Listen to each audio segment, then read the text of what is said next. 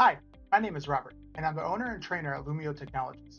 Welcome to the very first episode of our new weekly series where I'll be sharing quick, practical tips to help you and your team get the most out of M365 and Teams.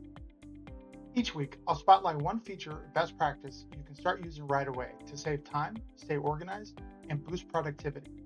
Today, we're kicking things off with one of my favorite OneNote tricks for better meeting notes. In OneNote, go to the Home tab and click Meeting Details.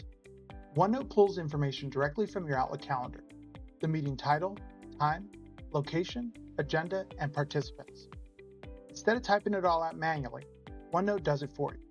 You can add notes, action items, or decisions right under each agenda item, so everything stays organized in one place.